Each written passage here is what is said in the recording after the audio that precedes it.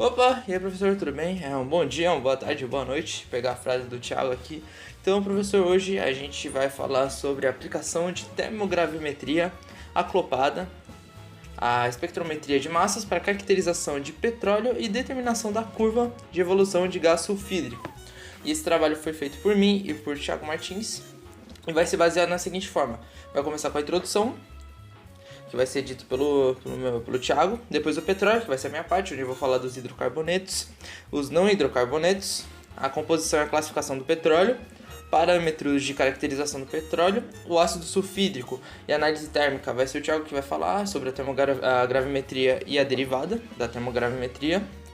Depois eu vou explicar a espectrometria de massa. Aí o Thiago vai falar sobre a análise de gás gerado, ou melhor, a sigla TGMS. O estudo cinético, onde vai ser a parte de cálculo, que eu vou explicar com o método de Van-Zokvin. Aí o Thiago vai explicar a espectrometria de fluorescência de raio-x. A metodologia experimental, que foi dividida em cada parte entre eu e o Thiago. O resultado de discussões. A conclusão que o Thiago vai finalizar e as referências de onde a gente tirou todas essas ideias. E vamos começar, né? Olá professor, meu nome é Thiago. Estarei aqui começando com a nossa introdução. A gente vai dar uma noção em geral sobre os compostos que a gente vai trabalhar ao decorrer do trabalho. Então, vamos lá. Começando daqui mostrando como o enxofre é bem importante para o nosso trabalho. Ele é o terceiro elemento mais abundante encontrado no petróleo e a sua concentração varia em média de 0,65% em massa, mas pode também apresentar valores de 0,0 até 4%. E o enxofre ele pode ocorrer no petróleo nas formas de sulfetos, polissulfetos, benzotiofenos e derivados, moléculas policíclicas com nitrogênio e oxigênio, gás sulfídrico, que vai ser muito importante, disulfeto de carbono, sulfeto de carbonila e enxofre elementar, que é um pouco raro. Bom, os compostos sulfurados eles são muito indesejáveis para o mercado de petróleo. Eles trazem bastante prejuízo, como aumentar a poralidade dos óleos, que isso aumenta a estabilidade das emulsões. Eles são responsáveis pela corrosividade dos produtos do petróleo. Eles contaminam os catalisadores utilizados nos processos de transformação e também alteram a cor e cheiro de produtos finais que o petróleo produz. Além disso, eles são bem tóxicos, produzindo SO2 e SO3 por combustão, gases poluentes para a atmosfera, como o H2SO2 e o H2SO4, que é o nosso ácido sulfúrico em meio aquoso. Então agora a gente vai falar sobre o petróleo, a parte teórica do trabalho para entender melhor como vai funcionar essa aplicação da termogravimetria e falar, padrão, como sempre, o petróleo ele é considerado uma fonte de energia não renovável, ou seja, ele não pode ser produzido novamente, que vem de origem fóssil e é a matéria-prima da indústria petrolífera e petroquímica. Aí o petróleo no estado líquido, ele é uma substância oleosa, inflamável, menos densa que a água e com cheiro característico e cor que vai variando entre o negro e o castanho claro. Os óleos que são obtidos de diferentes reservatórios de petróleo possuem várias características distintas, conforme a cor, a viscosidade, a densidade, a acidez e o teor de enxofre, entre outros tipos de características.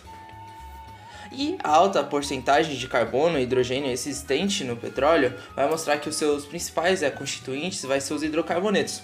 Ou seja, o que é de mais forte nele vai ser a quantidade de carbono e hidrogênio que tem, que vai formar os hidrocarbonetos.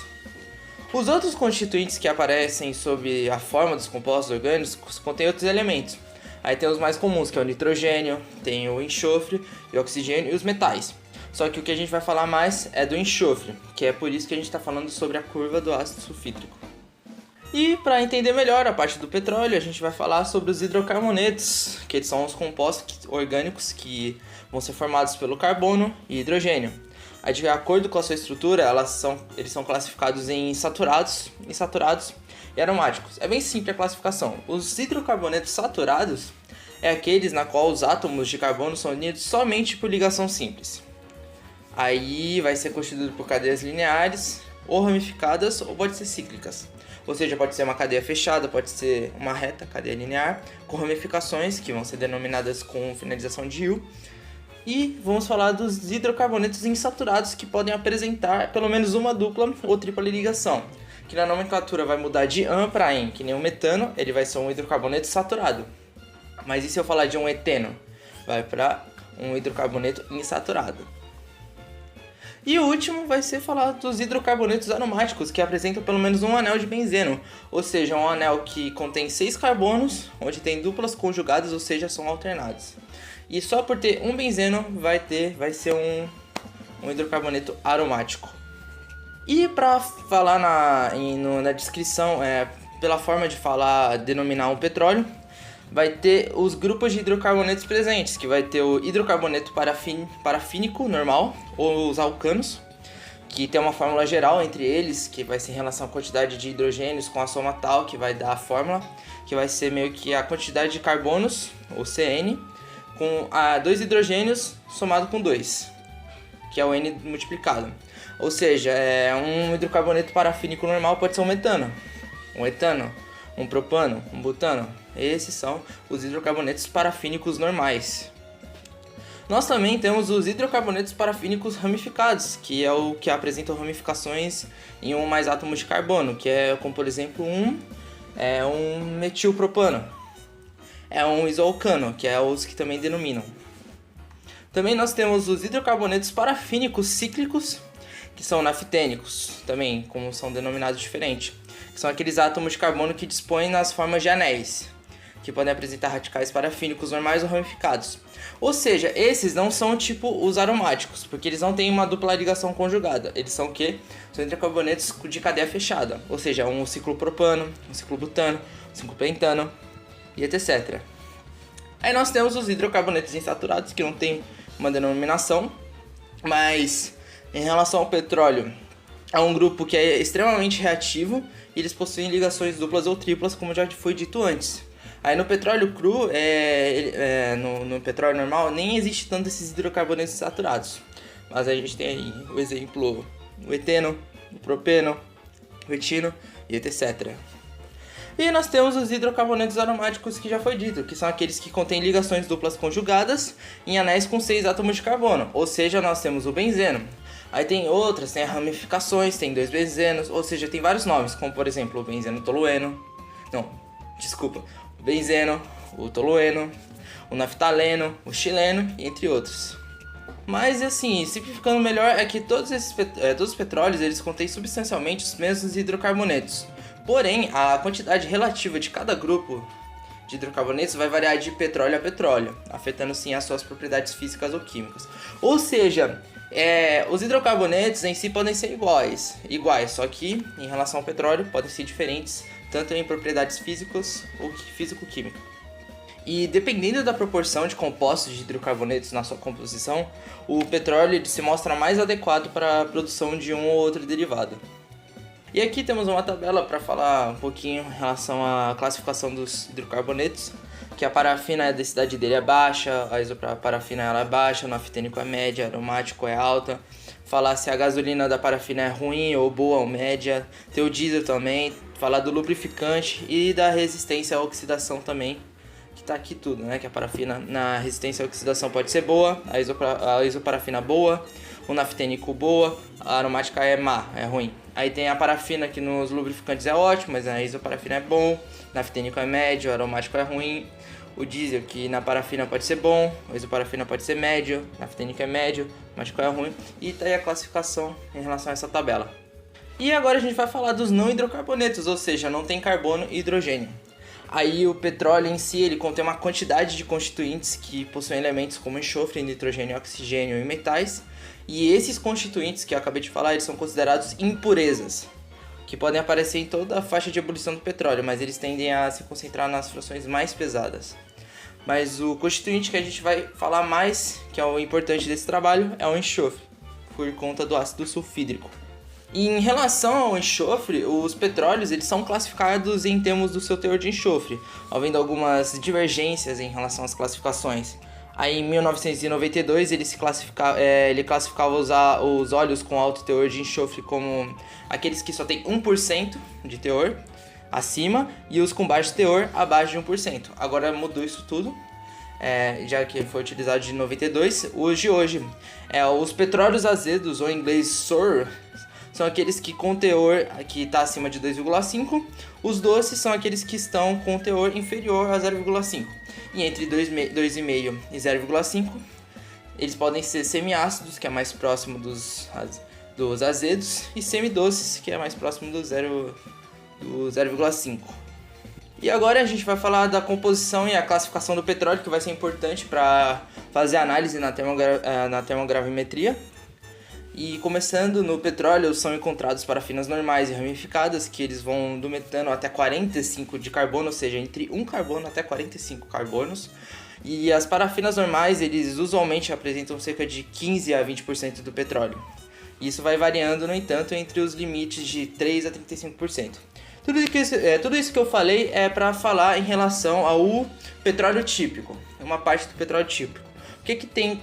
Qual é a quantidade que vai fazer com que forme o petróleo típico? Vai ser o quê? 14% de parafinas normais, 16% de parafinas ramificadas ou isoparafinas, ou parafinas cíclicas naftênicas 30%, aromáticos 30% e resinas e asfaltenos 10% só. E o petróleo, de acordo com seus constituintes, estou gostando muito dessa palavra, pode ser classificado nas seguintes classes, que ela pode ser da classe parafínica, que é 75% ou mais de parafinas, onde nessa classe estão os óleos leves, os fluidos com alto ponto de fluidez, e a densidade relativa inferior de 0,85. E o teor de resinas e asfaltenas é menor do que 10% do que a tabela que diz do petróleo típico. E a sua viscosidade é baixa. E os aromáticos presentes são os de anéis simples ou duplos, e o teor de enxofre é bem baixo, na classe parafínica, que é de 75% ou mais. Aí tem a classe parafínico naftênica, que é 50 a 70% de parafinas e é 20% maior do que naftênicos, que é onde os óleos dessa classe são os que apresentam um teor de resinas entre 5% e 15%, tem um baixo teor de enxofre, ele tem menos de 1%, um teor de naftênicos entre 25% e 40%, a densidade e a viscosidade deles apresentam valores muito mais altos do que os parafínicos, mas eles ainda são moderados, não é tão alto assim. Temos a classe naftênica, que é abaixo de 70% dos naftênicos, que nessa classe ela enquadra-se um número muito pequeno de óleos. Aí apresenta baixo teor de enxofre e se originam de algumas alterações bioquímicas dos óleos parafínicos e os parafínicos naftênicos. Nós temos também a classe aromática intermediária, que é menor do que 50% de hidrocarbonetos aromáticos, que vai compreender os óleos frequentemente pesados, contendo de 10 a 30% de asfaltenos e resinas, e o teor do enxofre é maior que 1%, ou seja, já fez bastante diferença em relação à classificação do teor do enxofre. Nós temos também a classe aromático-naftênica, que é menor do que 35% de naftênicos. São os óleos que, nesse grupo, eles sofreram um processo inicial de biodegradação, que foram removidas as parafinas, que vai fazer uma grande diferença. E eles são os derivados dos óleos parafínicos e parafínicos naftênicos, que podem conter mais de 25% de resinas e asfaltenos, e teor de enxofre entre 0,4% e 1%. Nós temos, para finalizar, a classe aromático asfática, que é maior do que 35% de asfaltenos e resinas. E estes óleos eles são oriundos de um processo de biodegradação avançada, e ela vai compreender principalmente os óleos pesados e viscosos, que vão resultar na alteração dos óleos aromáticos intermediários. E com isso, o teor dos asfaltenos e resinas é bem elevado, havendo um equilíbrio entre eles. Aí o teor de enxofre vai ser muito mais alto, que vai variar de entre 1 a 9% em casos extremos. Nós agora vamos falar dos parâmetros de caracterização do petróleo para fazer a análise, novamente falando, que vai ter os principais parâmetros, como está dito aqui nos slides, que a gente vai falar dos principais, que é as curvas de destilação, onde cada petróleo nessa curva vai ter uma curva típica da destilação. E normalmente, quanto maior for o seu teor de carbono, maior vai ser a sua temperatura de ebulição. Isso é uma regra que está na química orgânica. Ou seja, os compostos de hidrocarbonetos maiores, ou de maior massa molecular, já que carbono tem 12 e aí hidrogênio tem 1, ele tem maior temperatura de ebulição e eles são menos voláteis. Isso é uma regra. Aí uma curva de destilação típica de um petróleo qualquer, ele vai identificar o percentual de cada de produto que vai poder extrair de uma faixa de corte, ou seja, da temperatura específica, para falar da curva destilada. Ou seja, dependendo do teor do carbono, vai descobrir qual é o percentual de cada produto que pode extrair, dependendo da faixa de corte. Aí nós temos as frações ou os cortes, que eles vão representar os grupos de hidrocarbonetos nas quais os pontos de ebulição, que foi dito lá nas curvas de destilação, se encontram dentro de uma determinada faixa de temperatura. E a tabela ao lado, como tá ali, ó, o gás residual, o gás liquefeito do petróleo, tá aqui a temperatura de ebulição, a composição aproximada e os usos tá aqui, que vai ajudar a falar quais são os pontos determinados. E quando a gente vai, comparar os dois petróleos diferentes, para uma mesma especificação de um produto final, o que vai mudar não vai ser a temperatura, vai ser o quanto de cada produto ele vai obter nas faixas de corte pré-determinadas. Isso é que é importante para a análise das frações ou dos cortes. E também o grau API, que vai ser muito utilizado ao longo desse trabalho, onde o grau API é uma forma que vai expressar a densidade do petróleo através de um índice adimensional. Ou seja, quanto maior for a densidade do petróleo, menor será o grau API. Aí tem a regra que API é igual a 141,5 dividido por DR de 60 por 60, menos 131,5, onde essa parte do DR 60 sobre 60 é a densidade da amostra a 60 Fahrenheit, ou 15 e poucos graus Celsius, em relação à densidade da água a 60 Fahrenheit, que vai falar da densidade relativa.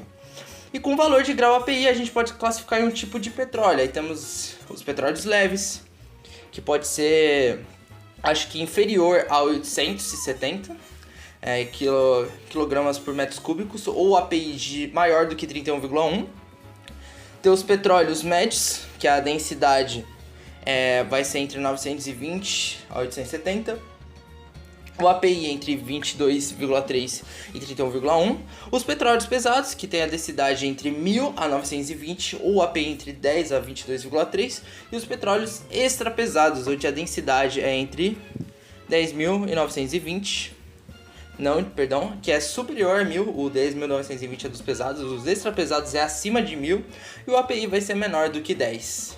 Nós agora vamos falar de outro parâmetro de caracterização, que é o ponto de fluidez, que é um parâmetro que vai descrever uma propriedade física do petróleo, correspondendo à temperatura abaixo da qual o óleo não flui sob a ação gravitacional.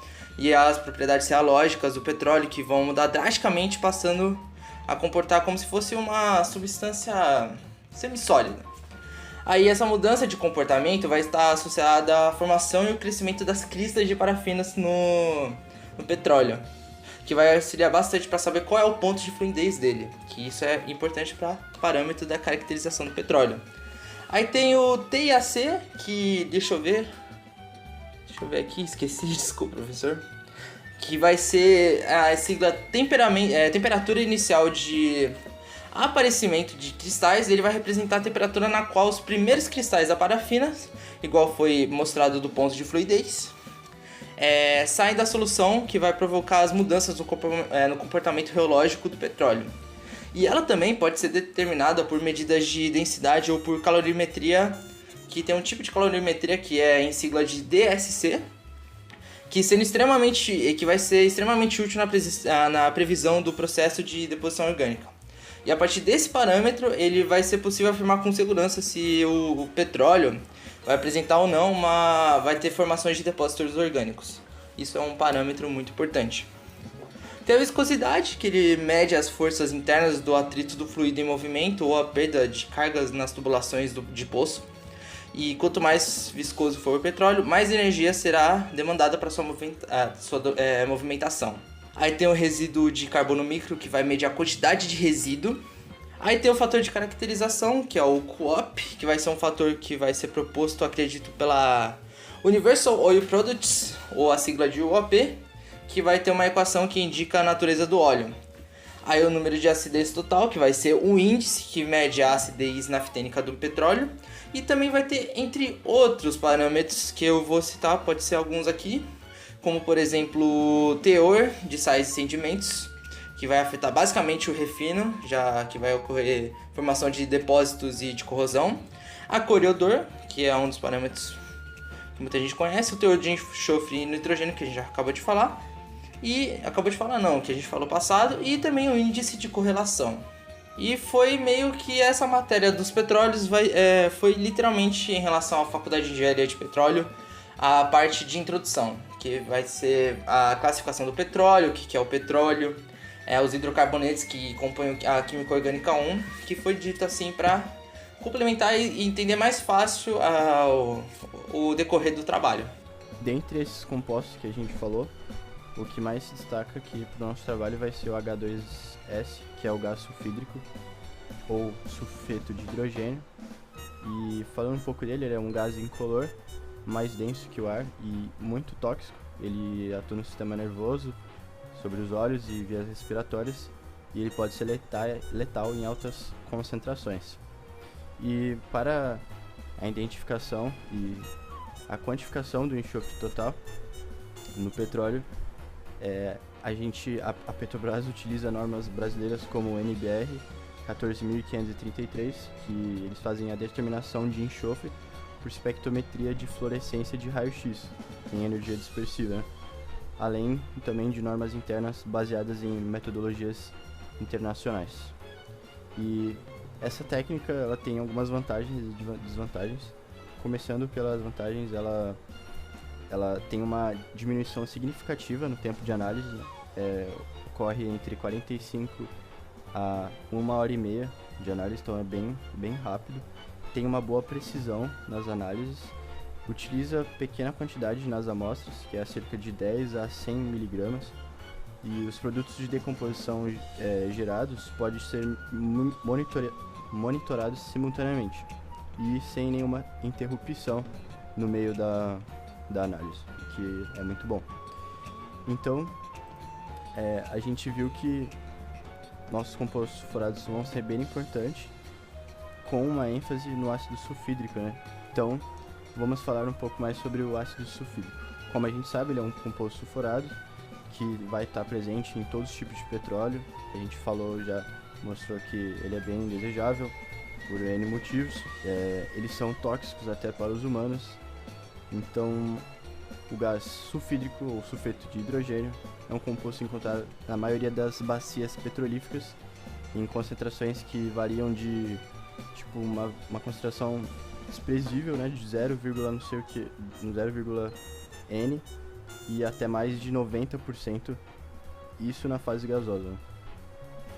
E ele também pode ocorrer sob forma de gás livre ou dissolvido na água de formação, principalmente nos campos de óleos e gás, né, de forma que a sua acumulação acarreta em sérias implicações na perfuração, avaliação e produção dos hidrocarbonetos. Bom, agora eu vou falar um pouco sobre como funciona a origem do ácido sulfídrico, e pode ocorrer de três formas. A primeira é o craqueamento térmico da matéria orgânica, que isso ocorre pela decomposição de compostos orgânicos sulfurados. Isso é relacionado com a maturação do óleo, betume e querogênio, sendo um processo termocalítico que degrada as moléculas complexas em menores, e com isso formam misturas de baixo peso molecular, né? E acaba eliminando os heteroátomos como o nitrogênio, enxofre e o oxigênio. E isso acaba também gerando o metano, né? Que é o SH4, e outros compostos carbonosos e inclusive o ácido sulfídrico, que é o H2S. A outra forma é por redução do sulfato associada à oxidação do metano por atividade bacteriana. Normalmente isso ocorre em reservatórios com baixa temperatura, no máximo aí de 80 graus Celsius, então é bem baixo, e profundidades menores que 2.000 a 2.600 metros, onde a produção do ácido sulfídrico resulta da redução dos sulfatos intersticiais dissolvidos pela bactéria, que se utiliza da matéria orgânica como agente redutor e fonte de energia respiratória, gerando teores de ácido sulfídrico inferiores a 10.000 ppm. A terceira forma e última é a redução do sulfato por reações termoquímicas. Então, já no mecanismo termoquímico, a redução inorgânica de sulfato, ela reage com compostos orgânicos em temperaturas mais elevadas, a cerca de 100 a 180 graus Celsius, né? E também em maiores profundidades, chega em média de 2.000 a 6.000 metros. Então é uma profundidade bem alta. Bom, agora a gente vai falar um pouco sobre o tratamento do ácido sulfídrico, do gás sulfídrico. E como a gente sabe, ele é encontrado assim na corrente do petróleo, podendo ser em forma gasosa ou, né, em emulsão de água e óleo, né, dissolvido. E existem diversos processos de tratamento do óleo e do gás para retirar esse tipo de contaminante de forma segura e sem risco para o meio ambiente. A gente tem 4 tipos de tratamento para retirar esse tipo de contaminante. E para o gás, a gente utiliza peneiras moleculares. Para o óleo, usa os sequestradores de H2S. E para a certificação de derivados, existem a hidrodesulfurização, que é o HDS, e ela é normalmente utilizada para melhorar a qualidade do diesel, e o tratamento cáustico no tratamento de GLP. Agora vamos para a análise térmica, né? Resumidamente, análise térmica significa análise da mudança da propriedade de uma amostra, a qual é relacionada à alteração controlada da temperatura. Ou seja, um conjunto de técnicas que permite medir mudanças de propriedade física ou química de uma substância ou um material em função da temperatura ou do tempo, enquanto a substância ela é controlada, né, atmosfericamente, a sua temperatura, e é isso. Essa análise térmica ela tem algumas vantagens e umas desvantagens. Começando pelas vantagens, é que ela necessita, acho que a gente já falou isso, ela necessita de uma pequena quantidade de amostra nas análises, há uma variedade de resultados em um único gráfico, não há necessidade de preparo da amostra e a sua aplicabilidade ocorre em diversas áreas. Mas também tem as desvantagens, por exemplo, o custo é relativamente alto dos equipamentos, por ser uma técnica destrutiva, né? Então, falando um pouco sobre as análises, são normalmente contínuas e a razão de aquecimento é geralmente, mas não necessariamente linear com o tempo. Os resultados são as curvas de análise térmicas e características dessas curvas são relacionadas ao evento térmico da amostra. Então a gente tem aqui os tipos de análise térmica, que o principal que a gente vai utilizar é a termogravimetria, análise térmica diferencial, que é o DTA, calorimetria exploratória diferencial, análise termomecânica, análise termodinâmico-mecânica e análise termodielétrica. Agora vamos falar um pouco mais a fundo sobre a termogravimetria. Nada mais é que uma medição da mudança de massa de uma amostra em função da temperatura, utilizando também uma termobalança ou um analisador termogravimétrico. A termobalança é uma combinação de microbalança eletrônica, forno, programador de temperatura e computador de controle. E todo esse conjunto de funcionalidades permite que a amostra seja simultaneamente pesada e aquecida ou resfriada de forma controlada, e os dados de massa em que os dados de massa e o tempo e a temperatura sejam capturados. E a balança deve estar em um sistema fechado de forma que o ambiente e a pressão ao redor da amostra possam ser controlados, né? Então a gente tem a nossa termogravimetria, que mede que o parâmetro importante a ser medido é a massa, e só que a gente tem a termogravimetria derivativa, que no caso vai medir a variação dessa massa também em função do tempo e da temperatura. Falando um pouco sobre essas variações de temperatura, né, os resultados das curvas de variação de massas versus a temperatura vai nos trazer alguns sinônimos bem importantes, como a curva termólise, a curva pirólise, termograma, curva de análise e a curva de análise termogravimétrica. Então essas curvas vão nos apresentar informações sobre a estabilidade térmica e a composição de algum composto intermediário. E essas curvas são de natureza empírica e elas vão depender principalmente do parâmetros da amostra e do tipo de equipamento utilizado. Falando um pouco sobre a estabilidade térmica, ela é definida como a capacidade da substância em manter as suas propriedades durante o processo térmico, o mais próximo possível de suas características iniciais, sua forma inicial.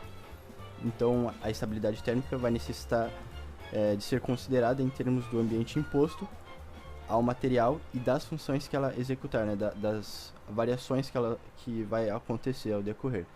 Então, basicamente, os fatores que podem influenciar a curva da variação de massa são classificados em duas categorias, como os fatores instrumentais e os nossos fatores e as características da amostra.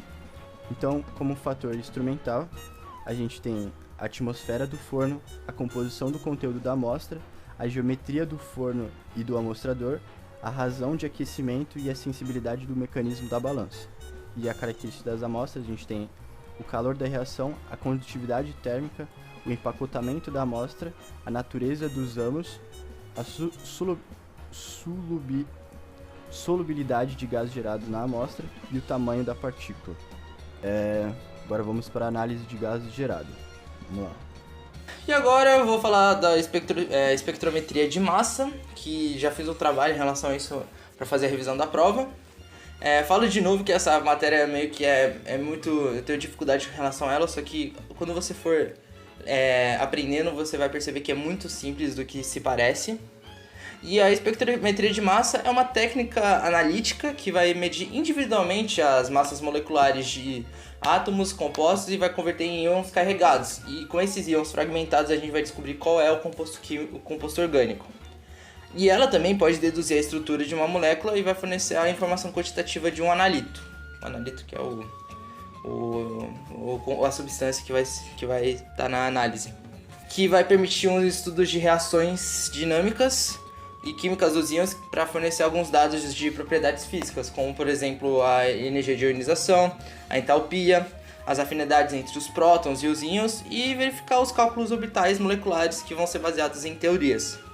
Aí as medições da espectrometria de massa vão ser realizadas com íons, porque ao contrário das espécies neutras, é muito mais fácil de manipular o movimento e a direção dos íons. E vão ser mais fáceis de detectá-los de modo experimental, podemos dizer assim. Aí tem 3 básicos passos que vão ser importantes para a análise da espectrometria de massa, que primeiro vai ser a ionização, que ele converte as moléculas ou os átomos da substância em espécies iônicas, em fase gasosa, e esse passo vai querer muito a remoção ou adição de elétrons ou prótons, para fazer a imagenzinha do espectro. O analisador de massa, que ele vai separar e analisar os íons das moléculas e seus fragmentos carregados de acordo com o seu sinal de M sobre Z, que numa tabela vai estar lá a massa e a carga, a parte de baixo que vai ser quantidade e tal da massa e carga, e a detecção que ocorre, que vai ter a corrente iônica que vai ser gerada devido aos íons que foram separados por massa, e ele vai ser medido, ampliado e vai ser mostrado no espectro, aquelas linhas lá que vão estar o MZ e a altura entre elas de qual é o pico base, o M+, e entre outros. E falando um pouquinho mais de como é feito o espectro, esses 2 primeiros passos, a ionização e o analisador de massas, ele vai ocorrer sobre o vácuo, que vai permitir que os íons vão se mover livremente e não vão se colidir ou interagir entre outros, que vai ser muito bom para a criação do espectro. E quando ocorrem essas colisões, eles podem gerar alguma fragmentação dos íons moleculares e eles vão produzir algumas diferentes espécies através das reações íon-moleculares, que vão ser os pequenos picos que tem no espectro. Aí então eu vou falar da parte dos componentes principais do espectro de massas, que primeiro temos o sistema de entrada, ou de dados, que ele vai transferir a amostra para a fonte iônica, que vai ser muito essencial para, manter a integridade das moléculas das amostras durante a transferência da pressão da atmosférica para o vácuo, para eles ficarem separados, para ver as partes dos íons. A fonte iônica, que já foi dito, que ele vai converter as moléculas neutras da amostra em íons na fase gasosa. O analisador de massa, que já falei, que ele vai separar e analisar as massas das espécies iônicas. O detector, que vai medir e ampliar a corrente dos íons, que vai aparecer o espectro. O sistema de dados, que vai receber, processar, armazenar e mostrar os dados na forma que a pessoa possa olhar e ver facilmente e reconhecer qual é o composto. O sistema de vácuo, que vai manter uma pressão muito baixa para separar os íons. E o sistema eletrônico, que vai controlar toda essa operação em várias unidades. E com todos esses equipamentos, esses componentes, são feitos para criar o espectro de massa. E a parte mais importante vai ser em relação ao método de análise, que são 3 tipos para espectro de massa, que nós temos o scan analog, onde a corrente iônica ela vai ser medida continuamente como uma função de sinal massa-carga, e a intensidade, a carga dos íons do fragmento, eles vão fornecer a informação na natureza do material sob investigação. Aí ele vai ser utilizado para descobrir do que é constituída a amostra, porque ele vai varrer o intervalo de massas pré-determinado até o limite da detecção do equipamento. E o scan log vai ser o que representa esse aqui de baixo, que vai ter as linhas para cima e para baixo. Até parece com o de H1RMN, é bem parecido. O scan bar graph, que é o que na prova de química orgânica é o que é representado, que são exibidas as massas cujas as intensidades dos sinais eles excedem um valor particular. Aí o espectro pode ser transformado em curvas, que vão depender da intensidade do tempo. E o exemplo está aqui em cima, né? Que tá aqui os números do M sobre Z, que é o que numa prova é o que eles mandam. Aí temos a versão MIDI, que vai ser em linhas, que ela vai permitir e monitorar continuamente a intensidade dos íons em valores definidos em M sobre Z. E ela não é realizada em varredura completa como dos espectros de massas. Ele vai somente selecionar o número de íons com valores particulares de M sobre Z, que é analisado. Aí então o instrumento ele vai comutar rapidamente entre os íons selecionados até que as medidas sejam terminadas, e vai formar aquela linha assim. Não vai fazer em traços como os outros métodos de análise, vai ser feito em linhas. E também o MIDI vai ser o MIDI vai ser o mais estudado em relação a esse trabalho, o que vai focar mais. Bom, como foi visto, a nossa análise termogravimétrica é uma técnica quantitativa utilizada para medir a variação de massa de uma amostra em função do tempo e da temperatura em uma atmosfera controlada. Só que a termogravimetria não é uma técnica de identificação, porque ela não é capaz de identificar ou caracterizar a natureza de produtos gasosos gerado durante a análise. Então, só que no nosso trabalho a gente inclui uma grande combinação, que é da termogravimetria com a espectrometria de massas ou com a espectrometria de infravermelho por transformada de Fourier, que é a TG, FT e R, e acaba tornando essa identificação e essa caracterização possível. Então as duas técnicas vão fornecer informações complementares que podem ser relacionadas diretamente com a perda das massas.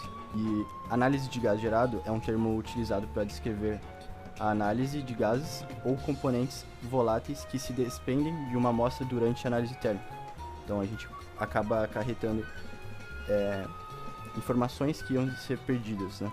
Então, de acordo com o ICETAC, a quantidade de gás ou vapor gerado de uma amostra é monitorada em função do tempo ou da temperatura, enquanto a temperatura da amostra em uma atmosférica específica é programada. Essa técnica envolve um forno e um analisador de gás ou um detector. Normalmente, os gases desprendidos vão sendo analisados usando uma espectrometria de massa ou infravermelho de fundo. E agora vamos falar do estudo cinético, que vai ser baseado muito em cálculo 1 e cálculo 2, porque essa parte vai falar em relação às derivadas e contas que vão ajudar a encontrar a energia de ativação, ou seja, tem uma relação total com a química orgânica 2. E vamos começar, né? Que nós temos os métodos que são mais utilizados para determinação, e como está dito no slide, nós temos o Arrhenius, Coates e Redfern, Michelson e Airborne, o Ingraham, Merrin, Freeman, Carroll, Flynn, Wall e Free Kinetics. O Free Kinetics vai ser outro tópico que eu vou falar depois. E vamos começar falando do estudo cinético. E vamos falar do Arrhenius, né? Que o Arrhenius ele estabeleceu que somente aquelas moléculas que possuem energia maior que uma certa quantidade de energia de ativação vão reagir quimicamente. Aí ele define a energia de ativação, em EA também uma sigla, como a energia necessária para que uma reação química ocorra. Isso é uma matéria de Química Orgânica 1, acho que é Química Orgânica 1. É uma parte que estuda na química no ensino médio. E já que a energia de ativação vai ser a energia necessária para que uma reação ocorra, ou seja, ela vai ser meio que uma energia que vai mover os reagentes através de uma barreira energética que vai começar a criar a reação. E não só a energia de ativação, também tem vários parâmetros cinéticos que vão ser normalmente utilizados para entender o comportamento térmico de um sistema reacional, como o fator pré-exponencial, que na conta tá aqui, ó, vai ser expressado como A, e ele vai representar a frequência das colisões efetivas entre as moléculas, e K vai ser a constante da taxa de uma determinada temperatura. Aí a energia de ativação, como já disse, que é a sigla de EA, e o fator pré-exponencial, que vai ser A, e a constante específica da taxa, que vai ser meio que o K, vão ser obtidos a partir de ensaios experimentais que o Arrhenius fez. E a análise térmica apresenta como se fosse uma ferramenta útil que vai possibilitar algumas determinações.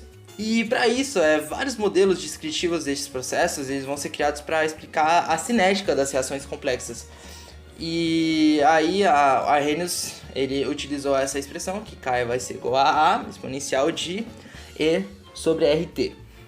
E Byrne e Brown eles vão relatar meio que a grande discussão na literatura relativa sobre o modelo cinético, que é mais adequado para diferentes processos reativos de materiais complexos, como os óleos pesados, os polímeros, minerais, entre outros assim.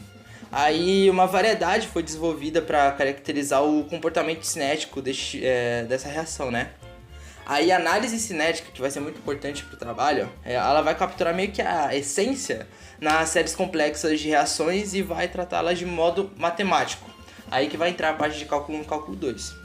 Aí o Ozawa, né, que olha essa expressão que tem a ver com derivadas, ele vai falar que existem muitos métodos que vão propor alguma obtenção de parâmetros cinéticos, que vão ser por meio da termogravimetria, que foi explicado pelo Thiago, e eles vão ser classificados em duas categorias, de modo que ambas essas categorias assim vão mostrar as taxas de decomposição, e elas vão seguir a seguinte expressão, que vai ser a derivada de W, onde W vai ser a fração residual da massa, e o N, que vai ser importante, que eu vou explicar depois de falar da expressão, que vai ser a derivada de W em relação ao tempo, vai ser igual a o pré-exponencial de menos E sobre RT vezes W elevado a N.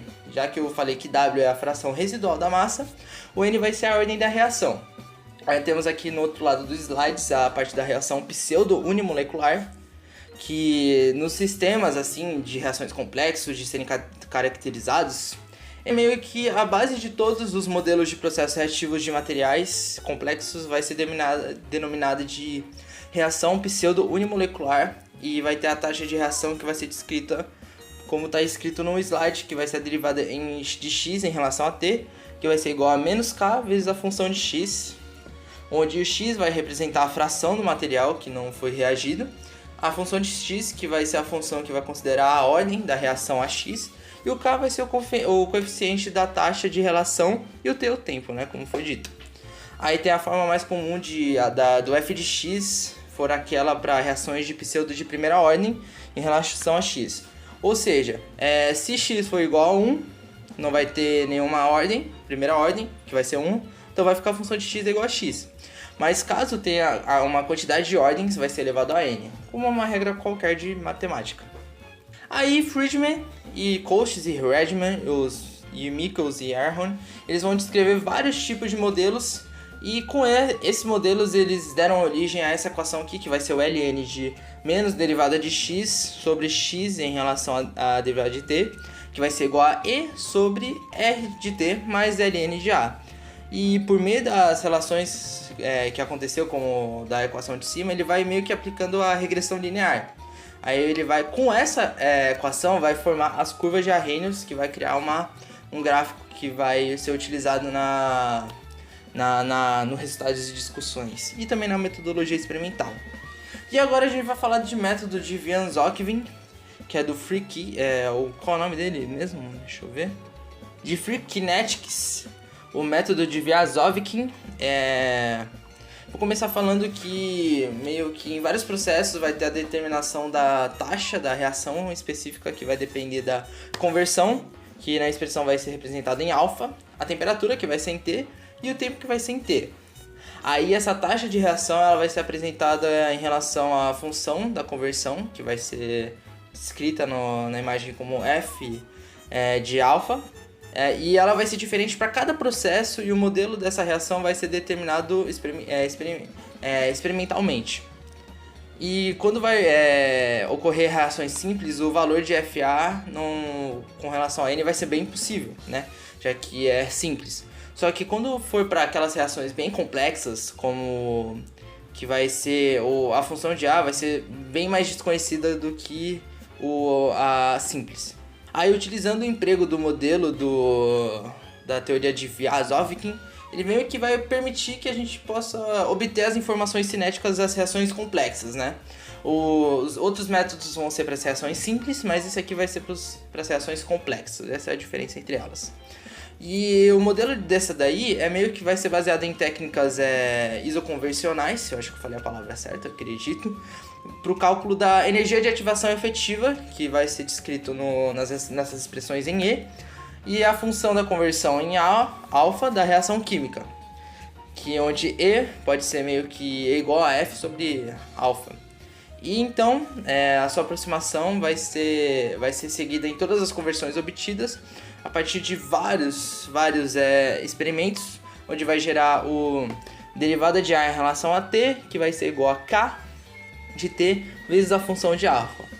Onde o T, como dito já antes, né, já para dar uma memorizada, que o T vai ser o tempo, o Tzão vai ser a temperatura e o alfa vai ser a extensão da conversão.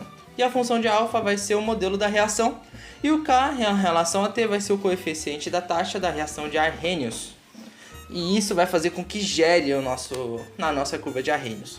Aí, com a gente mudando alguns valores de cada ponto, tal, como mudamos para RT, fizemos a derivada, mudamos para integral, tal, ele vai chegar em outras equações e vão tornando elas uma equação bem mais dinâmica, que vai ser muito usada, como essa aqui no final da integral de 0 para alfa, a integral de 1 sobre função de alfa, que vai ser g sobre alfa, que vai fazer com que essas equações fiquem mais dinâmicas. Acho que essas duas aqui, do Ln e do integral de 0 a, que ela vai ser muito importante e vai ser usada para a determinação da energia de ativação, para todos os valores da conversão, e o fator pré-exponencial.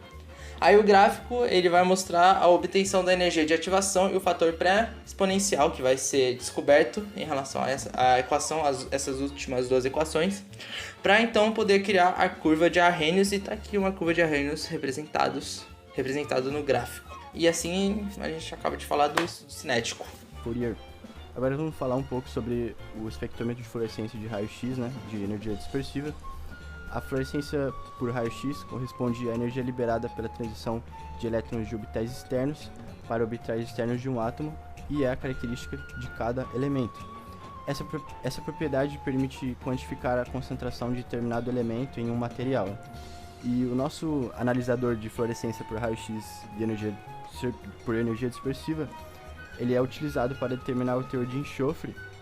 O analisador de fluorescência de raio-x por energia dispersiva, utilizado para determinar o teor de enxofre, ele tem que conter essas seguintes características aqui, que é a fonte de excitação de raio-x com energia significativamente superior a 2,5 keV, a célula da amostra tem que ser equipada com janelas de filme plástico removível e transparentes aos raios-x. O detector de raio-x com sensibilidade de 2,3 e um valor de resolução não exceda 800 eV, e o detector deve ser convenientemente resfriado. Os filtros tem que haver filtros ou dispositivos de raio-x, condicionadores de sinais e manipuladores de dados eletrônicos, e também a tela ou uma impressora que registre a quantidade percentual de enxofre. Como vocês podem ver na figura ao lado, a gente vai caracterizar aí alguns componentes bem importantes, começando pelo tubo de raio-x, que é a fonte geradora de raio-x constituída em um tubo de cromo ou de tungstênio, os colimadores, que são placas paralelas de níquel ou molibdênio, que absorvem a radiação que não for paralela à sua superfície, de modo acaba melhorando aí a resolução dos espectros obtidos.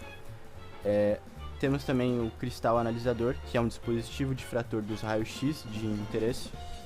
detectores, né, que vai converter a energia do feixe de raio-x disfratados em um sinal elétrico, que é amplificado e registrado na estação de dados. Temos a estação de dados, que consiste em uma estação de trabalho computadorizada, responsável pelo controle do equipamento, além do registro e tratamento dos dados obtidos nas análises. E agora eu vou começar a falar da metodologia experimental. E como dito no trabalho de referência que a gente pegou, essas atividades elas meio que foram realizadas diante de 4 amostras de petróleo, que ao longo do trabalho vai ser dito como PETA, PETB, PTC e PTD. Que vai ser possível também realizar um estudo cinético, como a gente aprendeu, das análises de determinar a energia de ativação, pré-exponencial e tal. Também a gente vai poder utilizar a termogravimetria acoplada, o TGMS, como foi explicado pelo Thiago, com a utilização dos métodos MIDI, que é aquela linha que eu expliquei em relação à espectrometria de massa e também do scan analog, e também o teor de enxofre, que vai ser mensurado através das fluorescências do raio-x, que foi explicado também pelo Thiago. E vão ter algumas seguintes etapas que vão ser seguidas em ordens, como vai ter as características do TG, da termogravimetria normal e derivada das 4 amostras, umas comparações que vão ser feitas em relação às suas propriedades. O estudo cinético com os dados da termogravimetria, que vai ter 3 razões de aquecimento, ou seja, 3 pontos, que vai ser 1 em 5 graus Celsius por minuto, 10 graus Celsius por minuto e 20 graus Celsius por minuto, não sei se falo certo, deixa eu falar até de novo. 5 graus Celsius por minuto, 10 graus Celsius por minuto e 20 graus Celsius por minuto. Também vai ter uma análise geral da evolução do petróleo com a temperatura pela termogravimetria acoplada, que vai ser através do método de scan analog, como dito lá em cima, e da evolução dos principais compostos com os sinais de massa e carga, ou M sobre Z, que vão ser definidos. Vai ter também a determinação da concentração total de enxofre das amostras com a fluorescência do raio-x, com a máquina que eu me lembre, deixa eu ver aqui, vai ser com a STM D4294, onde vai ocorrer também a comparação com os resultados que já foram fornecidos pela Petrobras.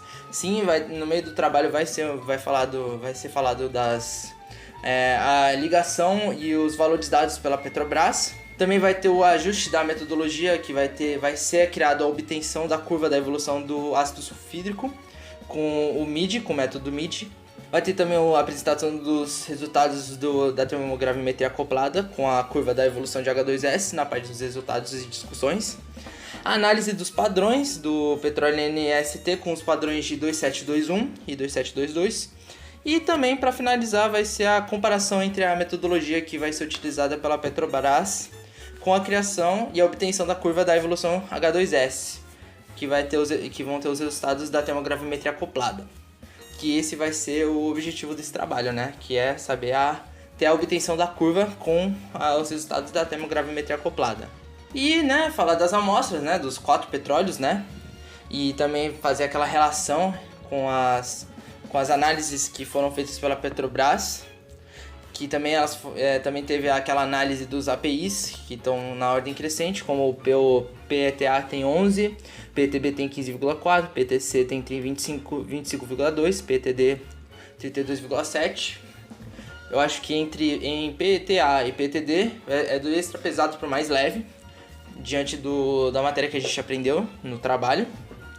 E também vai ter uma outra tabela que eu vou mostrar no próximo slide, que vão ser a caracterização de cada petróleo, que nem a gente aprendeu, com os métodos convencionais, e que vão falar o tipo de hidrocarbonetos que vão constituir as amostras, o percentual de enxofre, o fator de caracterização, o resíduo de carbono micro, entre outros parâmetros. E tá aqui as amostras. Ó, como é que é a densidade relativa, viscosidade, o resíduo, tá aqui até no lado em relação ao petróleo A, B, C e D. Vamos lá, agora a gente vai caracterizar um pouco melhor como funcionam as análises termogravimétricas e derivada também. Então, agora a gente vai caracterizar um pouco melhor como funciona a análise termogravimétrica junto com a derivada, né? Então, a gente viu que a análise termogravimétrica vai ser em uma termobalança, TGA SDTA Mettler Toledo. As amostras vão ser utilizadas massas de aproximadamente 30 miligramas que serão colocadas num cadinho de 900 UL. E o gás de arraste escolhido para pirólise foi o hélio a uma vazão controlada de 15 ml por minuto.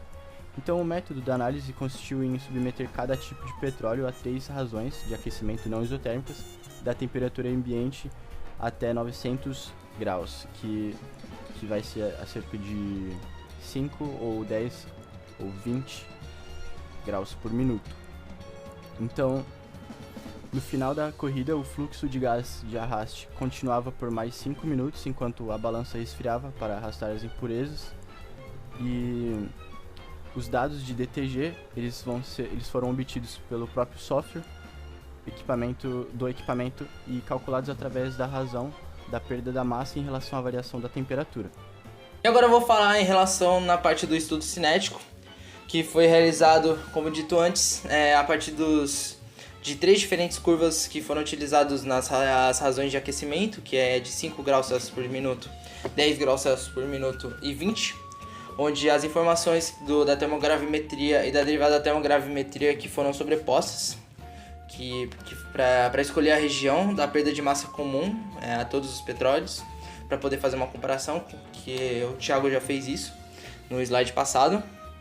E também fazer a comparação da energia de ativação que vai ser necessária para que um determinado evento ocorre, né? Que nem foi explicado no método Varcock-Wien, é muito difícil decorar esse nome. E com as regiões escolhidas, vão ser mostrados no resultados de discussões, a parte final do trabalho. E meio que em relação ao artigo que a gente pegou de base, ele usou o software STAR, que conseguiu adquirir com a termobalança, que o Thiago explicou, para gerar as curvas de conversão e o cálculo da energia de ativação com o modelo Freaknets, da teoria que já foi explicado do Van Zokmin, que ele vai permitir que a gente obtenha as informações cinéticas das reações complexas. Então agora vamos caracterizar um pouco sobre a gravimetria acoplada ao espectrômetro de massa. Esses estudos de decomposição e evolução de gases foram realizados em uma termobalança acoplada a um espectrômetro de massa, né? E as amostras foram submetidas aí a razões de aquecimentos não isotérmicas a partir da temperatura ambiente sob o fluxo de hélio a também 15 ml por minuto, e também foram amostras de 30 mg. A análise geral dos petróleos com o método de Scan Analog foi realizada a 10 graus Celsius por minuto até 500 graus Celsius, para não colocar esse limite, né, de até 500 graus Celsius, para não deteriorar o capilar com temperaturas muito altas. E assim os resultados foi possível observar sinais de massa-carga mais evidentes, e também empregando o método MID, né, foi uma obtida curva de evolução desses sinais. Já a evolução do ácido sulfídrico no petróleo, também com o método MID, foi realizada a 20 graus Celsius por minuto até 900 graus Celsius. E esses métodos foram visados, né, para aperfeiçoar, né, o método de análise. A gente definiu algumas mudanças na metodologia. Uma principal delas foi a mudança do tempo de detecção, que era de 0,2 segundos e passou a ser 0,5, 1 até 2 segundos, objetivando aí eliminar um pouco do ruído e também gerar um sinal mais visível. E para entender melhor o tempo de detecção, ele é o tempo que ocorre de um ciclo ao outro, né, dos sinais. Então, tipo, o tempo de detecção é o tempo que o detector passa recebendo o sinal 32 do analisador para o sinal 33, e assim sucessivamente. Deve-se também, a gente teve que também tomar cuidado para não colocar um tempo muito grande, porque senão iria demorar muito para que um ciclo seja completado, e aí ia ter evolução de temperaturas de análise bem diferentes. E também com os padrões NIST contaminados com enxofre também foram analisados com a melhor metodologia encontrada, visando a encontrar uma curva padrão para quantificação do ácido do gás sulfídrico. Além disso, os resultados da curva de evolução do sulfeto de hidrogênio foram comparados com os dados da curva de evolução utilizando outra metodologia informados também pela Petrobras. E aqui a gente vai caracterizar a determinação do enxofre por espectrometria de fluorescência de raio-x, né? Então o teor de enxofre das amostras foi também utilizado um equipamento de fluorescência de raio-x por energia dispersiva da Shimadzu, modelo EDX800. As análises foram realizadas em um ambiente de gás hélio a pressão de 700 a 800 kPa, com a pureza aí de 99,99%. E também foram-se adotado uma curva de calibração com 3 pontos, baseada na contagem líquida de enxofre em padrões conhecidos. O enxofre foi determinado com base na norma BNT-NBR, produtos de petróleo.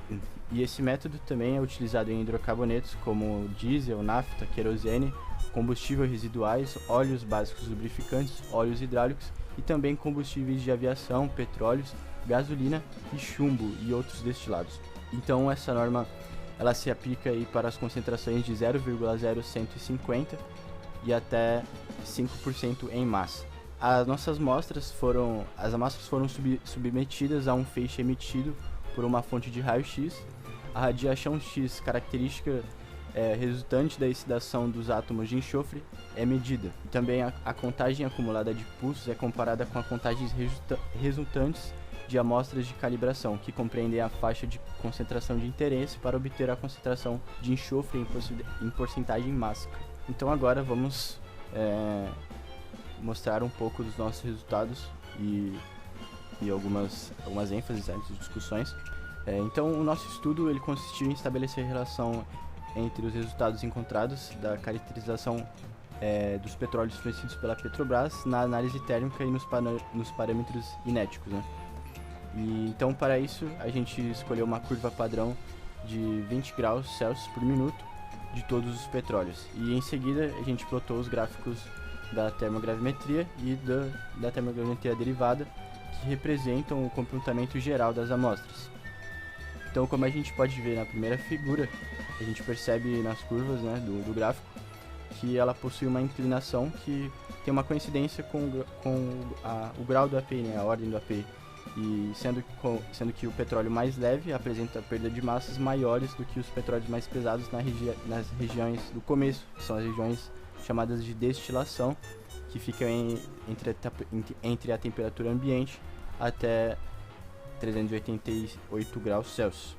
Já a segunda região, denominada de região de craqueamento ou Vis-Breaking, ela ocorre de 388 até 527 graus Celsius. Após 527 graus Celsius, a perda de massa chega, como podem ver, fica bem baixa, até os 900 graus Celsius, que é onde termina a pirólise e os resíduos formados que foram medidos. E na primeira região, a perda de massa é principalmente atribuída à destilação, onde os hidrocarbonetos leves e médios se vaporizam, né, devido ao aquecimento, à mudança de temperatura. Já na reação de pirólise, conforme a temperatura vai aumentando, começam a ocorrer reações químicas como o craqueamento. E nessa região se inicia a recuperação de asfaltenos e a formação de coque, quando essa recuperação chega a um valor máximo. E nessa região de craqueamento, as ligações C simples hidrogênio e C simples heteroátomos são quebradas, produzindo radicais livres e reativos. Essa segunda figura, a gente tem um gráfico de termogravimetria derivada, né? E a gente pode perceber duas regiões que são principais, que é a primeira de craqueamento, ou a primeira de destilação, e a segunda de craqueamento. Então, comparando com os dados obtidos do gravimétrico e desse derivado, a gente tem os dados de caracterização, da metodologia experimental também. A gente pode observar um percentual de asfalteno. A gente pode observar correlações diretas, né, entre o percentual de asfalteno e o resíduo formado a 900 graus Celsius, o percentual de saturados e a perda de massa na região de destilação, e o API e a perda de massa na região de destilação, e também o percentual de resinas e a perda de massa na região do craqueamento. Então agora a gente separou aqui três tipos de petróleo, né, como principal aqui para a gente analisar. O primeiro é o PETA, que é o nosso petróleo mais denso, ou seja, ele vai ter um API baixo, né, a cerca de 11,0. Ele é considerado um petróleo pesado, ele tem altos valores de resina, cerca de 29,9%, de asfalteno ele tem 11,1%, e também ele aponta um alto potencial na formação de coque, né, já que sua massa a 600 graus Celsius está a cerca aí de 14% em massa, né? Ele tem um fator de caracterização de 11,5% e o seu número de acidez total é a cerca de 3,14 miligramas QOH/G, que indica uma natureza naftênica do petróleo e uma alta acidez naftênica, né? Então, como ele possui uma grande quantidade de água e sedimentos, muito maior que a dos outros petróleos, o PETA apresentou uma primeira perda ali de massa entre 30 e a 120 graus Celsius. Então, ele perde uma boa quantidade, cerca de 51% na primeira região da destilação, sendo observado que desses 51%, né, 6% em média foram perdidos até 130%, sendo que a destilação chega até 388. Então, com a tabela de derivada, a gente considera que a massa perdida no evento de destilação, o que foi gerado após 130 graus Celsius, já no evento de craqueamento, a perda foi bem baixa, né? Cerca de 35%. Então agora vamos para o nosso próximo petróleo, que é o PTB. Ele possui um grau API de 15,4, que é relativamente baixo, e ele também é considerado um petróleo pesado, só que ele possui um alto número de resíduo de carbono, né? Carbono micro, que é cerca de 9,7% de milímetro por milímetro, e de resinas ele tem 28,7%, de asfalteno ele tem 3,84%, né? E pode-se perceber uma tendência à formação de coque em sua massa a cerca de 600 graus, de 9,7%, né? Os valores de fator de caracterização de 11,7 e de acidez total em torno de 1,6 mg QOG indicam uma natureza naftênica do petróleo e também uma acidez, só que não é tão acentuada quanto ao do PETA, né?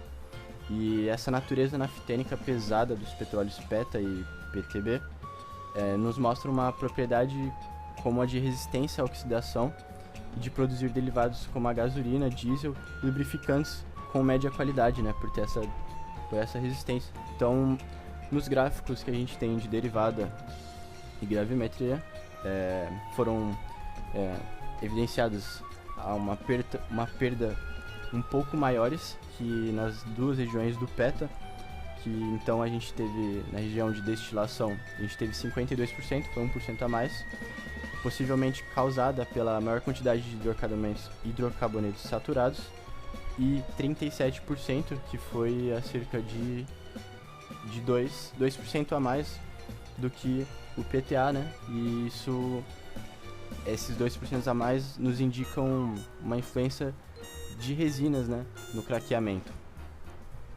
Então, ele possui, já que o PTB possui 28,7 desse tipo de hidrocarboneto, enquanto que o PETA possui 29, voltando para análise do gráfico dele. Então, nos gráficos que a gente tem do gravimetria e derivada, a gente evidenciou aí uma perda um pouco maior do que as duas regiões do PETA, né?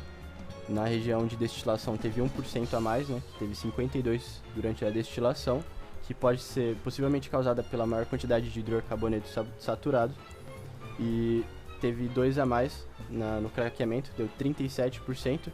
Isso acaba nos indicando que as resinas têm influência no craqueamento. E como o PTB tem 28,7, enquanto o PETA tinha 21,9, perdeu 35, né? Então, por esses 7% a mais aí, nos deu uma perda de 2% a mais da massa. Então, finalizamos o PTB, agora vamos para o PTC. PTC, segundo o American Petroleum Institute, é um petróleo do tipo médio, tendo um grau API de 25,2. O seu fator de caracterização revela que sua natureza não é nem naftênica nem parafínica. Além disso, ele apresenta uma baixa acidez naftênica e por possuir aromáticos em grandes quantidades, o PTC se destaca por produzir gasolina de ótima qualidade. E como a gente pode ver com os dois gráficos, a sua considerável composição de hidrocarbonetos saturados mostram uma destilação maior, de maior intensidade, né? Perdendo em média de 71% da massa na região, enquanto perde a cerca de 20% só na fase do craqueamento. E além disso, a sua massa a 600 graus Celsius nos indica aí 6,7, né? Indicando uma fraca tendência à formação de coque. E isso representa também um baixo valor de asfaltenos, cerca de 1,91%. É um valor bem baixo e muito bom.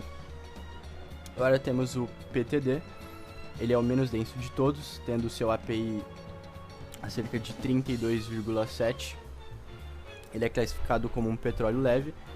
Seu fator de caracterização de 12,1 indica um material predominante parafínico, o que é ratificado pela sua composição de hidrocarbonetos saturados, de 72%. Os parafínicos tentam produzir o QAV e diesel de boa qualidade, né? É um óleo com muitos contaminantes e uma acidez naftênica desprezível, cerca de 0,08 mg QOG por grama, né? E assim, como era de se esperar dessas análises, ele é quase todo consumido na destilação, que é em torno de 88% de massa, né, como mostram nossos gráficos. E ele ainda é observado um discreto evento de craqueamento, volatilizando a cerca de 6% da massa, e é um resíduo de 4% a 600 graus Celsius, né, comparável a um resíduo de carbono micro. E agora a minha parte de falar nos resultados e discussões na parte do estudo cinético, onde o cálculo da energia de ativação foi através da conversão das três curvas de aquecimento, do 5, 10 e do 20, com o modelo de Freaknets de Wiancowski. Foram plotados dois gráficos, que estão sendo mostrados aqui nos slides, onde o primeiro ele vai tratar da energia da região da destilação de cada amostra, que foi delimitada pelo gráfico derivada da termogravimetria derivada, no primeiro evento de perda de massa, ou seja, entre 30 até 388, 388, aqui ó, tá uma parte. E o segundo ele foi gerado a partir de um valor diferente, que vai ser maior, que vai ser entre 30 a 900 graus Celsius. E falando no primeiro gráfico, a energia de ativação aparente das primeiras amostras, os que dá pra ver melhor, que são os que dá pra ver, que são os mais importantes, é o A e o B. Eles possuem alguns perfis bem parecidos, ó, como eles são bem parecidos.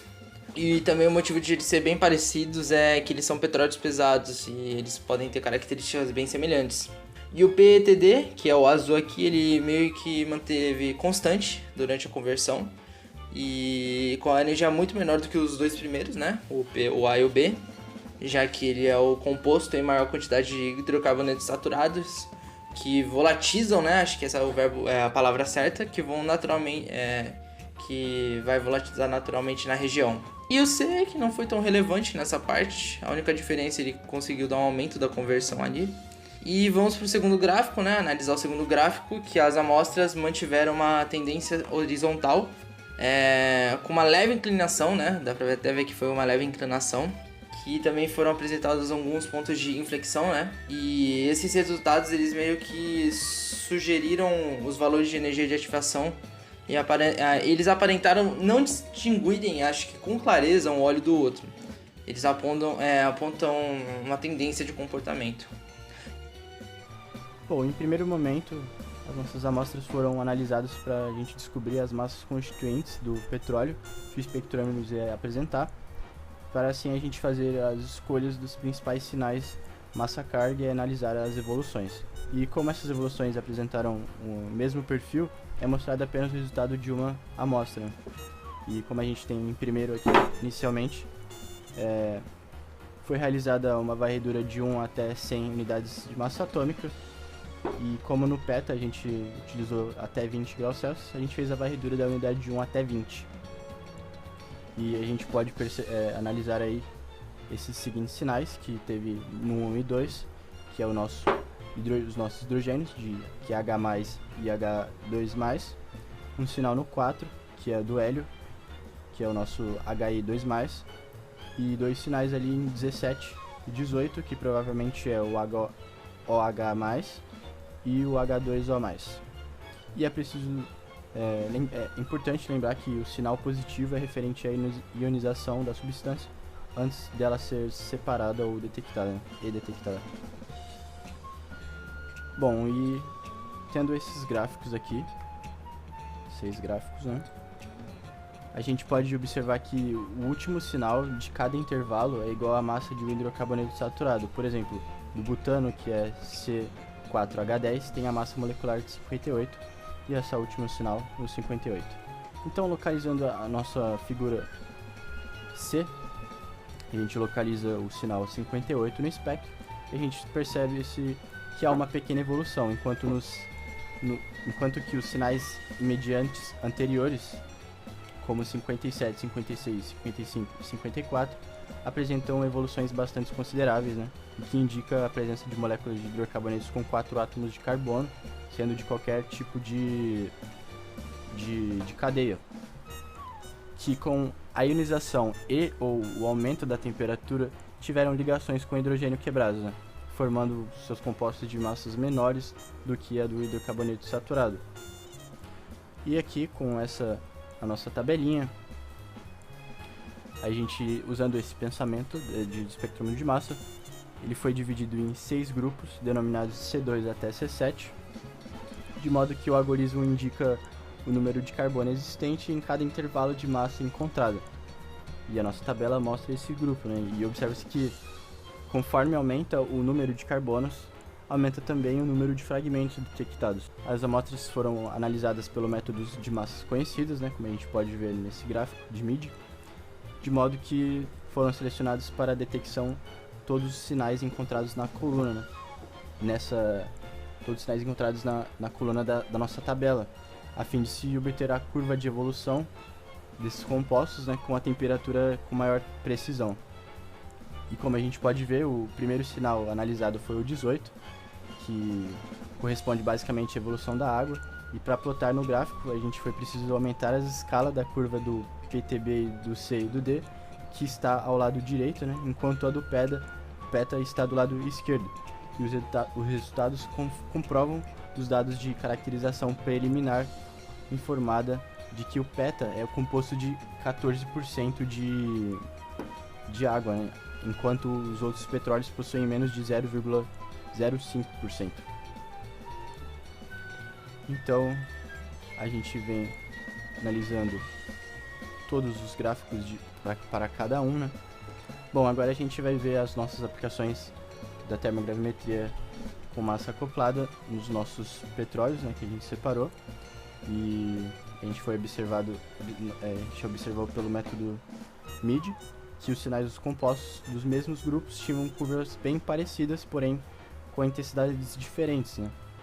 E assim a gente selecionou e plotamos os maiores sinais dos grupos, que são o C5, C6 e C7, e eles correspondem basicamente ao grupo de hidrocarbonetos constituintes da gasolina, com o objetivo de fazer uma relação com as características pré-determinadas da nossa amostra.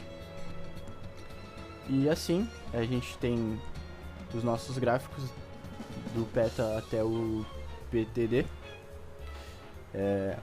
Bom, as nossas curvas referentes ao C5, C6 e C7 são os respectivos sinais de massa-carga de maior intensidade, né?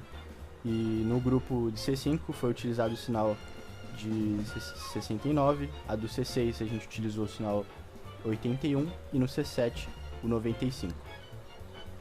Então, analisando esses 4 gráficos aqui dos nossos petróleos, a gente conseguiu entender algumas características do petróleo e seus possíveis derivados, né? Nesse caso, da gasolina.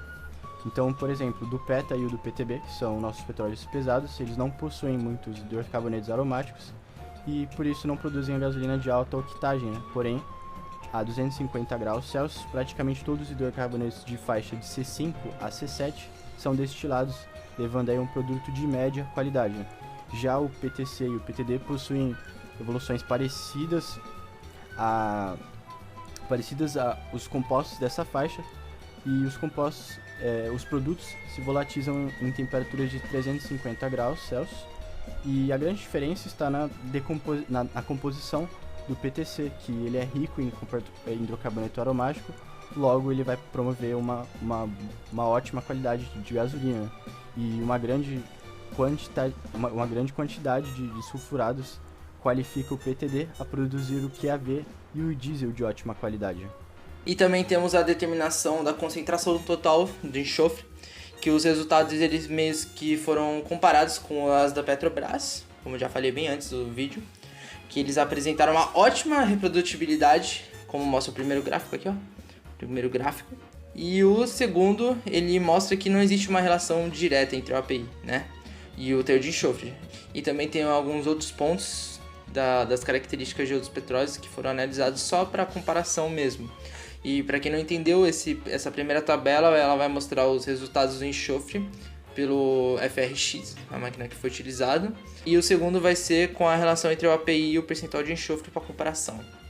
E agora a gente vai falar da termogravimetria acoplada, que foi explicado pelo Thiago, com a obtenção da curva de evolução do ácido sulfídrico com análise MID, onde o primeiro e o segundo gráfico eles vão mostrar a evolução do sinal M sobre Z34, como está aqui ó, na tabelinha, do petróleo B, que em diferentes tempos de detecção, e o último gráfico vai ser a comparação entre todos esses aí, do 5, do 10 e do 20. Não, esse eu confundi. É do meio segundo, do 1 segundo e do 2 segundos. E no meio dessa observação, percebeu que o tempo de detecção de 2 segundos foi o que apresentou a melhor relação entre o resultado e o tempo gasto para terminar o ciclo, né? Aí foi utilizado até o parâmetro padrão do NST e alguns demais amostras de petróleo que vão ser apresentadas a seguir, né? E também vou falar, né, um pouquinho da análise, que o primeiro ele vai mostrar a análise de PETB com MID nos 5 segundos aqui, olha só. O do segundo, que é do 1 segundo, que deu uma levadinha aqui no começo. Depois o 2, que já chega já subindo e depois desce. E o último gráfico, a comparação entre eles. Agora eu vou fazer a análise dos padrões NST de 2721 e do 2722, que esses padrões que foram recebidos da Petrobras, eles foram produzidos pela NST, que tem o padrão do 271 e 2722, que vai ser o nosso material de referência para o padrão. E esses padrões eles são meio que os olhos crus, que foram comercializados e foram utilizados para avaliação de métodos e calibração de alguns instrumentos para determinação de enxofre, mercúrio e água no óleo, né, para materiais de matriz similar. E esses petróleos crus eles são usados nos padrões, que eles vão passar até de um filtro para saber se algo está contaminado para ser engarrafado. E vamos começar a análise desses dois gráficos que estamos aqui nos slides, né? O 2721, a gente pode até ver que foi gerado a partir de um óleo leve e ácido, como está escrito aqui em cima, de 29,3 API e possui 1,58% aproximado de enxofre. E o padrão 2722 é um óleo pesado e doce, com 23,7 API e com 0,21 aproximadamente de enxofre. Esses gráficos eles estão mostrando a evolução do H2S nos padrões. E a gente observa que, apesar de ser bem diferente, né, a diferença de enxofre total e de ser mais de 7 vezes, né, o do 2721 do que o do 2722, elas apresentam as intensidades bem parecidas, né? Ou seja, isso vai meio que indica o valor do enxofre total e que não vai ser necessariamente o proporcional da curva, o proporcional da concentração de ácido sulfídrico, que não vai estar permitindo criar essa curva padrão para quantificar o mesmo, né? Aí o ideal, né, seria meio que ter um petróleo com a quantidade de ácido sulfídrico já determinada para ser usado um padrão de quantificação, né? Ou seja, tem que ser utilizado outro petróleo para ser melhor para quantificar. E tá aqui, né? O primeiro gráfico que tem o sinal de M sobre Z34 do 2721 e o segundo do 2722. E finalizar, né, o resultado de discussão, né, com a curva da evolução de ácido sulfídrico, né, que, né, relacionaram a curva da evolução com a do Petrobras, que vai seguir o método de determinação de quantidade de ácido sulfídrico formado durante a destilação de um petróleo, né, a 400 graus Celsius, com os resultados feitos pela espectrometria de massa. E vou dar uma explicada da metodologia do Petrobras, que vai ser meio que... Eles vão aquecer uma quantidade de meio quilo de petróleo em um balão acoplado, como mostra a imagem aqui, em relação a uma coluna. Aí e vão realizar a destilação com a água, que pode chegar acho que entre 10 a 20 graus Celsius, para condensar o fluxo de nitrogênio, para arrastar a fração volátil. Aí com esses produtos que foram condensados para análise, eles vão ser coletados em uma linha de 2 frascos, com a solução de NaOH ou de hidróxido de sódio, de 1 mol por litro, né? Aí essa manta de aquecimento ela vai elevar a temperatura lentamente, bem lentamente, até atingir a temperatura de corte, e o fluxo que vai ser de condensado ele vai ser desviado para a segunda linha de frascos lavadores, né? Já que ele vai separar os 2 frascos, como está mostrando aqui no slide. Aí esse procedimento ele vai ser dependendo de seguintes cortes, que vão ser feitos os gráficos desses cortes, que pela análise vai ser de 30 a 150, 150 a 200, 200 a 260, 200 a 315, 315 a 340, 340 a 360, 360 a 370, 370 e 400 graus Celsius. Aí com esses produtos destilados, né, nos frascos, depois desse processo inteiro, ele é lavado com hidróxido de sódio e decantado, e ele vai separar a fase inorgânica da orgânica, que vai ser descartada, ele vai ser jogado fora. Aí o ácido sulfídrico e o enxofre, que foi mercaptídico, eles vão ser mensurados por uma titulação potenciométrica, né? E a figura ela vai mostrar a curva, né? O gráfico vai mostrar a figura da curva da evolução do gás sulfídrico em petróleo através dessa metodologia, né? Que eu já acabei de explicar. E a montagem do sistema dessa destilação tá aí, né? O manto quente que vai separar entre o hidróxido e os lavadores. E com a curva da evolução do gás sulfídrico, com a temperatura obtida pela termogravimetria acoplada, ela vai ser meio que utilizado por um procedimento para achar a concentração do ácido sulfídrico, né? Em cada corte que foi dito, 150, 200 e tal, e vai ser comparado com a curva da evolução do composto determinado pela Petrobras, né? Que correlaciona a concentração de gás sulfídrico em função da temperatura da amostra, né? Que é o que eu disse do corte. Aí os gráficos abaixo eles vão mostrar as evoluções do ácido sulfídrico nos 4 petróleos, o petróleo A, petróleo B, petróleo C, petróleo D, onde porventura acho que eu vou escolher como exemplo o B, que foram calculados até as áreas, né, as áreas da curva nos intervalos de 30 a 150, que já falei. Aí em seguida cada área vai ser dividida pela massa da amostra que foi pedida em cada intervalo, como por exemplo o petróleo B, né, pelo petróleo, que ele perdeu 3% da massa no intervalo de 30 a 150 graus Celsius. E assim ele vai dividir o valor da rachadura nesse período, né? Aí ele vai gerar um gráfico da evolução do gás sulfídrico com uma unidade de concentração em relação à temperatura para cada amostra, né? Os 4 compostos. Aí a curva da evolução do Petrobras ela vai indicar a concentração do ácido sulfídrico, que aumenta com o aumento da temperatura, de modo que a 400 graus Celsius ele possui maior valor comparado com o valor do teor de enxofre, que observando as amostras, né, as amostras que estão até ditas aqui no canto, ó, no final aqui, com a termogravimetria acoplada, vai perceber que as amostras de A, B e D, que enquanto o C ele vai possuir mais que o dobro do que o enxofre do D, né, ó, como tá aqui, ó, o C vai ter 0,568 e o D 0,226, que é o dobro, né.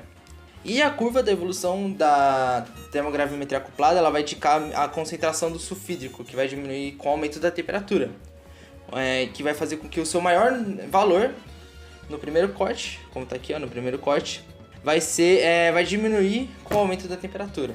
E fazendo essa mesma comparação com o teor de enxofre, ela vai ser observado em relação à amostra do B, C e do D.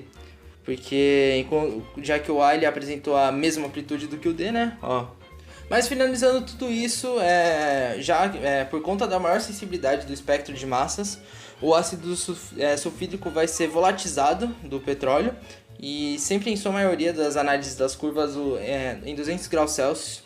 A sua evolução vai ser da curva decrescente, um morrinho que vai da esquerda para a direita. E as unidades do refino vão ser percebidas sempre com altas concentrações das saídas, né, do gás H2S a temperaturas de até 150. E também é importante levar em consideração as grandes diferenças nas metodologias, né, já em relação à quantidade da amostra, o aquecimento, as proporções do aquecedor em relação à amostra, as diferenciações que podem ocorrer em cada processo, a sensibilidade técnica e as possíveis, né, perdas que podem ocorrer nessas duas análises.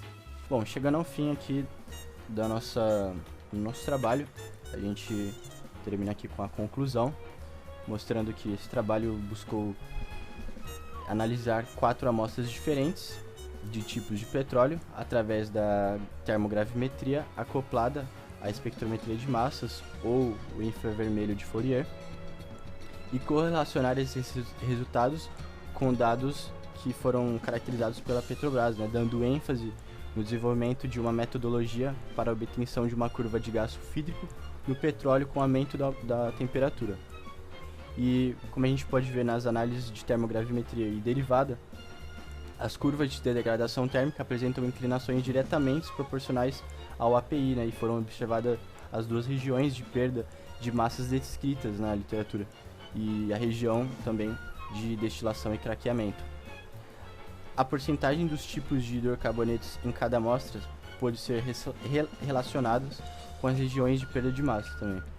Então a gente conclui que o PETA é o nosso petróleo mais pesado, ele possui uma natureza naftênica e alta acidez, um alto potencial para a formação de coque em um primeiro evento, né, de perda de massa de até 150 ou 130 graus Celsius, referente à grande quantidade de água na sua composição.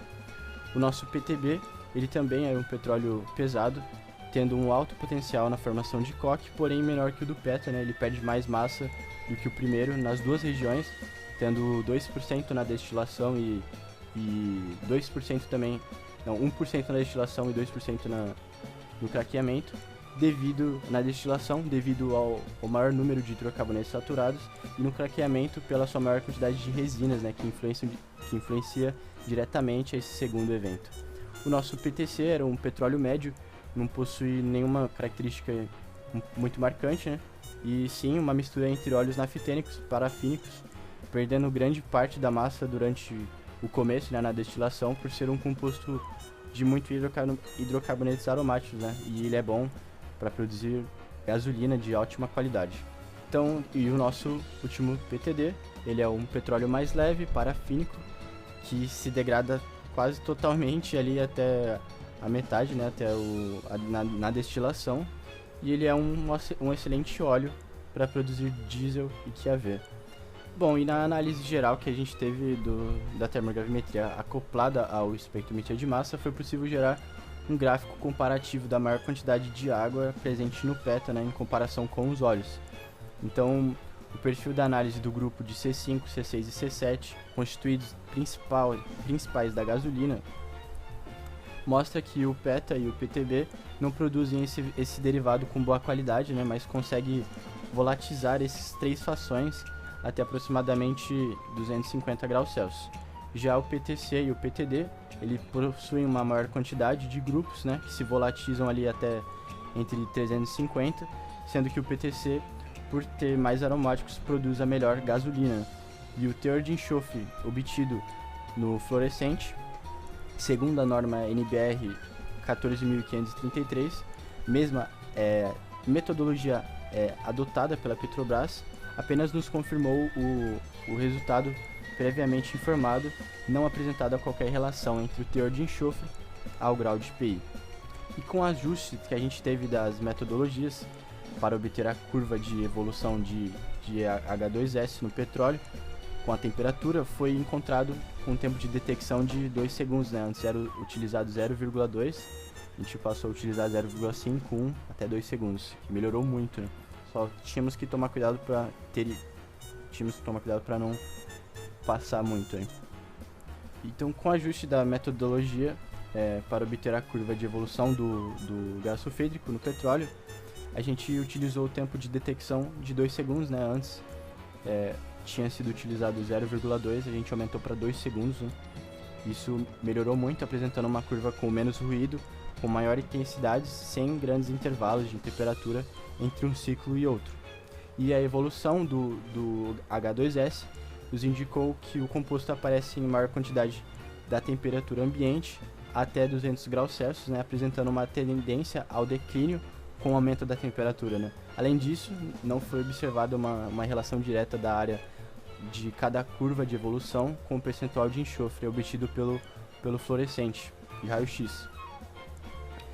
Relacionando a curva de evolução do H2S, que é determinada pela Petrobras através de cortes em temperaturas pré-definidas, com a encontrada pela nossa termogravimetria acoplada ao espectrometria de massa, foi observada uma evolução da Petrobras, apresenta uma curva, né, que aumenta com a temperatura, enquanto que os resultados de espectrometria indicam que o H2S é gerado até 200 graus Celsius. Além disso, né, em unidades de refino são percebidas as maiores concentrações de saída do gás sulfídrico, né, em temperatura até 150 graus Celsius. E com a evolução do gás sulfídrico em função da concentração, foi possível estabelecer uma boa correlação entre o teor de enxofre e o perfil da curva de corte da temperatura, sendo assim levada em consideração a influência da quantidade de enxofre mercaptídico e de água no PETA.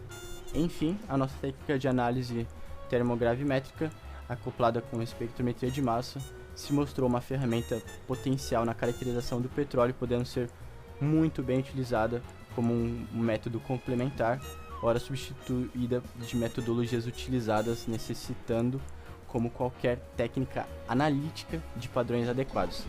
Então, já que possui uma grande precisão, rápido tempo de análise, necessita de pouco tempo de amostra, não sofre interferências nem interrupções no meio da análise, um alto limite de detecção e também outras características que a gente demonstrou no nosso trabalho. Então, é isso, deu a conclusão. E finalizando, né, é isso. As referências bibliográficas de tudo que a gente pegou de base e ideia para poder fazer esse trabalho sobre a aplicação da termogravimetria acoplada, né, o TGMS, a espectrometria de massas, né, o tipo de análise MID, né, com a caracterização do petróleo, né, aqueles parâmetros com a determinação da curva de evolução do gás sulfídrico, né, em relação aos valores do petróleo e da Petrobras e com as outras análises. E é isso, professor, espero que tenham gostado. Eu e o Thiago, a gente fez de tudo para poder fazer um trabalho excelente pro senhor. Espero que tenha gostado e é isso, né? Como diz o Thiago, né? Um bom dia, uma boa tarde e boa noite. Tchau!